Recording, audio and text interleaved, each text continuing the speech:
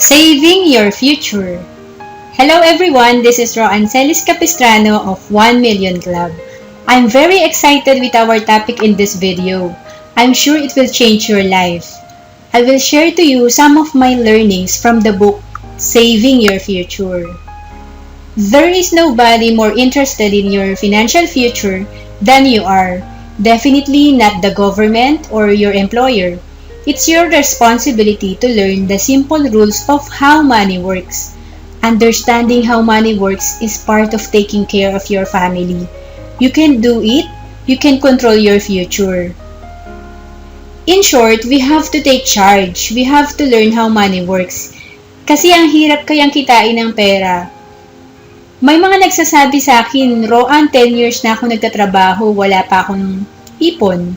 Roan, ang tagal ko na sa abroad. Maganda naman ang sweldo ko pero maliit pa rin ang ipon ko. Roan, na-promote naman ako, maganda naman ang posisyon ko sa trabaho, pero nagkakautang pa din ako. Kaya very important na you sit down and give time to assess where your money is going. Unfortunately, this is the reality. When it comes to wedding, binyag, birthday, summer outing, and holidays, detalyado ang pagbabudget natin. Nag-iipon pa nga tayo para sa mga okasyon na to. Nagpaplano tayong mabuti, sinisigurado nating magiging maayos ang event. Wala namang masama dito, pero kung we give time and value to these events, di ba dapat mas binibigyan natin ng oras at value ang mga bagay na to? After the wedding, nag-uusap ba ang pamilya about sa budget? Nag-iipon ba tayo para sa education fund ng mga anak? May emergency fund ba tayo?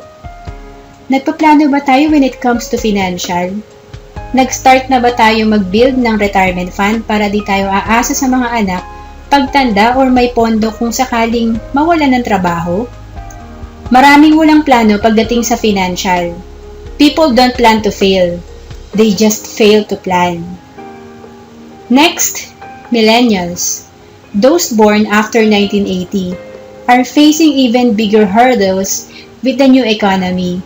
As the labor market becomes global, companies are increasingly sending their operations overseas where labor costs are lower. In addition, more jobs are being replaced due to advances in software and automation.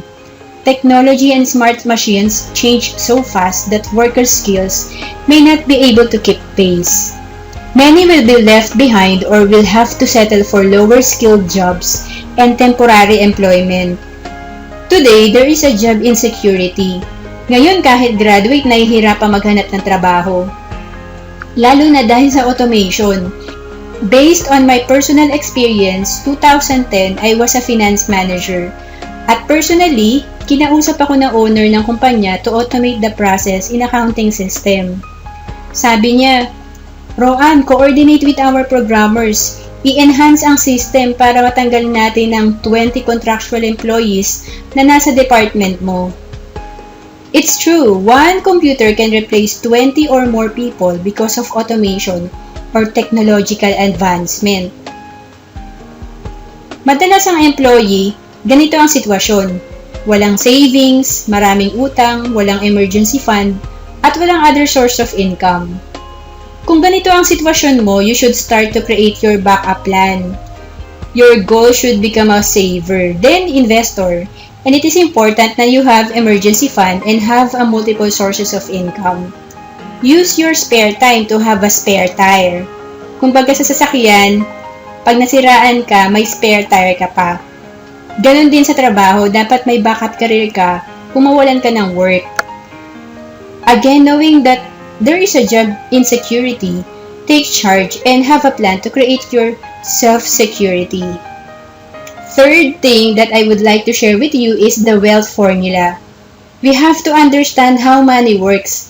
Simply working hard is not enough.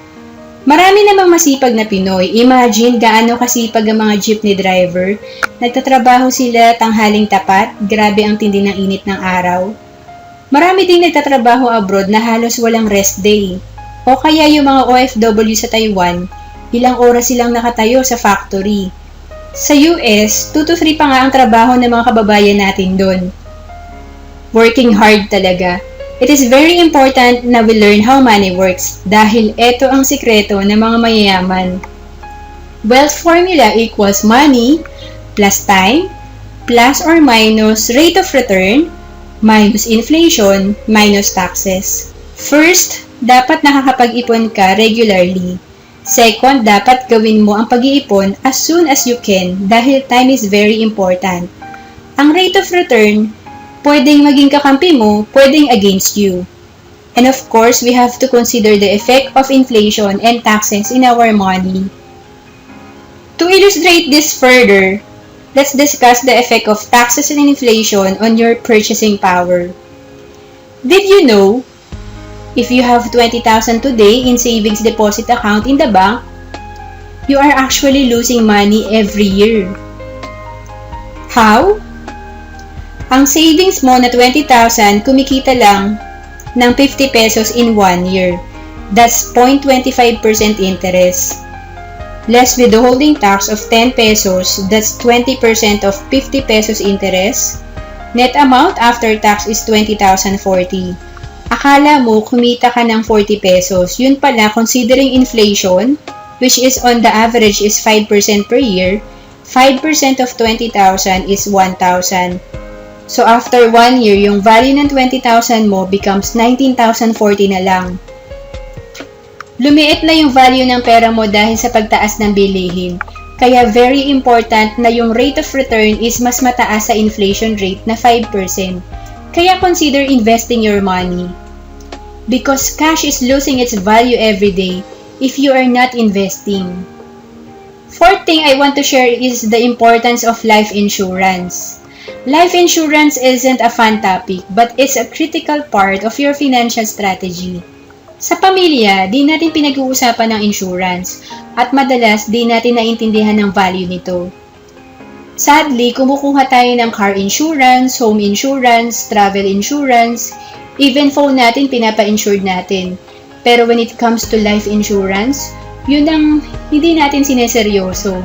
Madalas pa nga pag bumibili tayo ng phone, ang tanong natin, ano ba yung latest, ano ba yung mas mahal? Pero when it comes to life insurance, ang tanong natin, magkano pinakamura? Treat life insurance as an investment. The purpose of insurance is to protect your family. Protecting from what? Protecting them from financial loss if something happens to you. Life insurance doesn't insure your life. It ensures your family's ability to continue on without being financially devastated. Paano mo malalaman how much protection do you need? Formula is annual income times 10. For example, ang monthly salary mo is 20,000. So, 240,000 ang annual income mo. Times 10, so you need 2.4 million life insurance coverage. Bakit 2.4 million? Kasi if something happens to you, if you die too soon, your family will receive 2.4 million. And kung invest nila yan, earning sabihin na lang natin 10% per year. So, 240,000 ang interest divided by 12. So, may 20,000 per month ang family mo. Insurance is also called income replacement. Kasi yung nawalang income sa pamilya, kinikita pa rin ng family kahit nawala na ang breadwinner. Para mas detalyado, use DIME method to compute how much insurance coverage do you need. Your insurance coverage should be equal to your responsibility, and it should be separate from the insurance coverage of your spouse. Aside from income replacement computation, sama mo din yung balance ng debt and mortgage mo, at syempre yung para sa education ng mga anak nyo. So in this example, you need 4 million life insurance coverage and your spouse needs to be covered for 3.5 million. Importante na maintindihan natin to dahil madalas ang tao nasa 100,000 to 500,000 lang ang life insurance coverage. And lastly, when it comes to protection or insurance, di lang pala life and disability ang involved. Dapat i-consider din natin ang health. Bakit nga ba natin need ang long-term healthcare? Think about this. Medical cost doubles every 5 to 7 years. Dahil yan sa inflation. Hospitals cannot let you in without deposit and out without payment. Kaya importante na may health card ka. Majority of Filipinos don't save money for future healthcare needs. Kaya marami ang nakapila sa PCSO. You cannot bring with you the healthcare benefits provided by your company when you retire or resign. No traditional healthcare company covers ages 61 and up. Short-term healthcare lang kasi ang provided na benefits. The cost of healthcare product at old age when you retire is very expensive. Healthcare companies cannot cover your pre-existing illnesses. Most people rely on their children or sell properties or borrow money for their medical needs during retirement. Majority of personal bankruptcy is due to medical crisis. Isang sakit pa lang pwedeng ma-wipe out lahat ng investment mo. Who will provide your healthcare during retirement years?